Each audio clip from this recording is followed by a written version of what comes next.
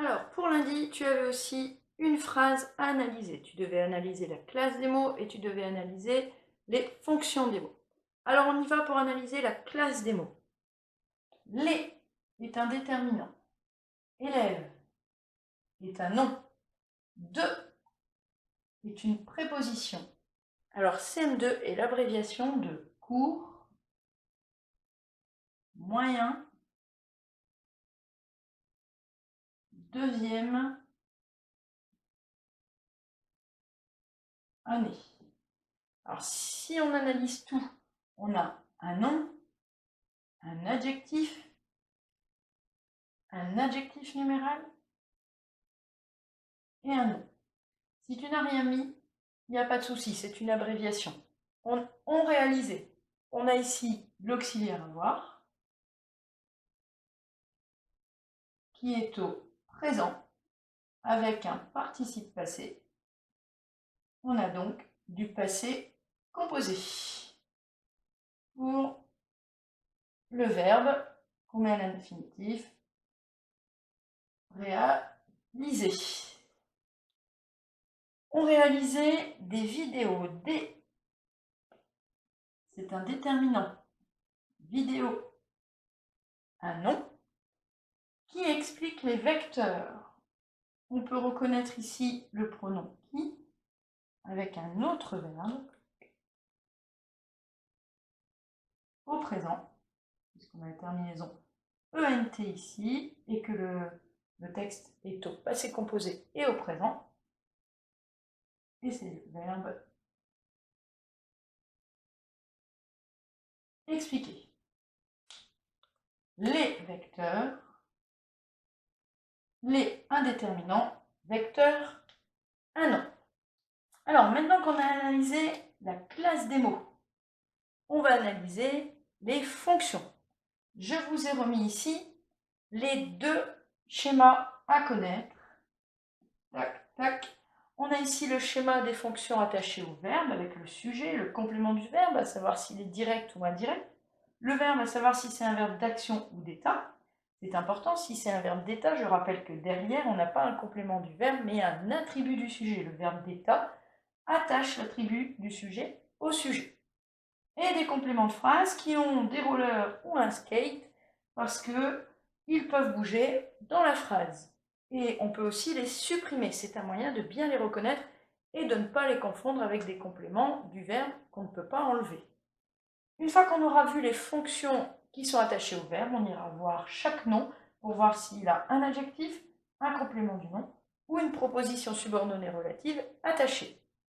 Alors, on y va pour le premier verbe. Je rappelle qu'il faut faire ce schéma-là pour chaque verbe conjugué, à ne pas confondre avec des verbes non conjugués. Un verbe à l'infinitif, on ne va pas aller chercher son sujet.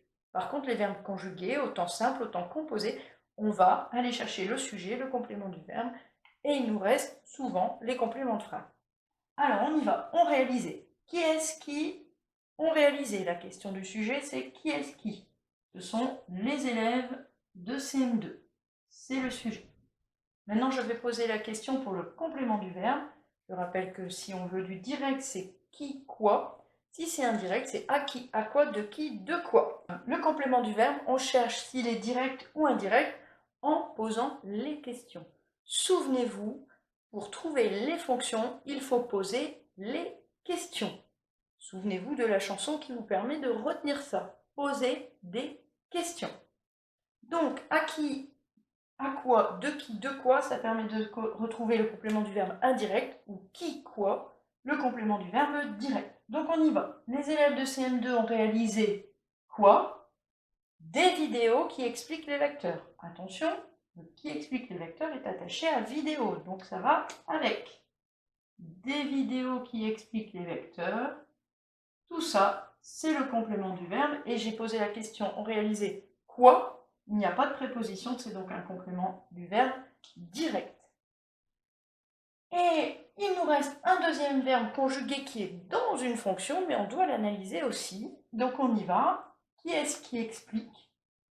Ce sont les vidéos, mais attention ici, souvenez-vous, donc là c'est un petit bonus, si vous n'avez pas trouvé, c'est pas trop grave, vous le verrez mieux au collège.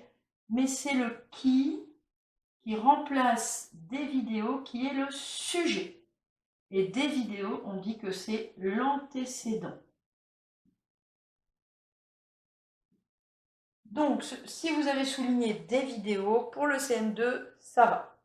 Donc, des vidéos, c'est le sujet. Donc, qui, c'est le sujet de explique.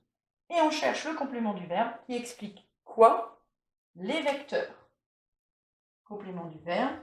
J'ai posé la question quoi? Donc, c'est un complément du verbe direct. On a fini pour les fonctions attachées au verbe. Maintenant, on va aller chercher tout ce qui concerne le nom. Alors, l'adjectif, pour l'instant, on ne lui accorde pas de fonction, on lui donne que sa classe. Souvenez-vous, on a commencé à voir qu'il pouvait être épithète ou qu'il pouvait être attribut. Donc ça, ce sont les différentes fonctions de l'adjectif. C'est au programme du collège. Alors, on y va. Ici, on a élève. Est-ce qu'il y a quelque chose à attacher à élève? On va dire les élèves de quoi? Du CM2. On est donc sur ce cas de figure. On a un complément du nom puisqu'on a une préposition et derrière un groupe du nom. On a des noms et des adjectifs. C'est attaché à élève. Des vidéos. Vidéos, pas n'importe lesquelles. Ce sont des vidéos qui expliquent les vecteurs. On a donc ici un pronom avec une phrase qu'on appelle une proposition puisque c'est une phrase dans une phrase. Et donc on a donc un pronom avec une phrase, avec un verbe, un complément du verbe. Tout ça, c'est une proposition subordonnée relative et elle est attachée à vidéo. Proposition subordonnée relative. Voilà pour cette première phrase. On va donc maintenant analyser la deuxième phrase. Alors, je suis pressé de voir le résultat. Je, c'est un pronom. Suis pressé. Alors, on va prendre l'auxiliaire être, qui est au présent, c'est suis avec le participe passé, pressé. Et je suis pressé, passé composé. Je sais qu'il y a d'autres façons d'expliquer ce verbe. C'est le verbe être pressé, c'est un verbe un peu particulier. Comme on est en CM2, on va le garder sous cette forme-là. Donc, je suis pressé c'est le verbe pressé. Mais c'est le verbe être pressé, réellement c'est un verbe passif. C'est un peu compliqué, mais on va l'analyser comme ça. Je suis pressé de, c'est une préposition, voir, c'est un verbe à l'infinitif, le, c'est un déterminant, et résultat, c'est un. Ici, il avec un S, pronom personnel, sujet, donc on s'est déjà fait avec le sujet. Alors, ils ont vraiment assuré. Réfléchissons, on voit encore une fois un verbe avoir. Ici, avec le verbe avoir, c'est s'il y a un participe passé derrière, ça ne peut pas être un adjectif, puisque c'est que avec des verbes d'état les adjectifs. Donc ici, on a l'auxiliaire, avoir, au présent. Et ce qui était compliqué, c'est que le participe passé est séparé par un mot ici. Donc ici, on a bien du passé composé. Et le mot vraiment, c'est un mot invariable, on ne peut pas le mettre au singulier, on ne peut pas le mettre au pluriel. C'est un adverbe. Alors, on continue. Alors, petit rappel pour se souvenir des mots invariables. On a notre petit bonhomme ici avec son nez en forme d'interjection, sa bouche en forme d'adverbe, les conjonctions pour les yeux, subordination, coordination, mais où est donc Ornicard? On a la préposition, Adam parcourt en vert avec de sens sûr, et donc ça nous fait notre bonhomme des mots invariables. Donc ici, quand c'est un mot qui ne varie pas, on a le choix entre conjonction de coordination, de subordination, donc là vraiment on voit que c'est pas ça. Une préposition, souvent elles sont plus courtes, des fois il y en a des plus longues, mais là on voit bien que c'est pas une préposition non plus. Et en plus, l'adverbe, on sait qu'il modifie le sens du verbe. Là ils n'ont pas seulement assuré, mais ils ont vraiment assuré, c'est-à-dire encore plus que assuré.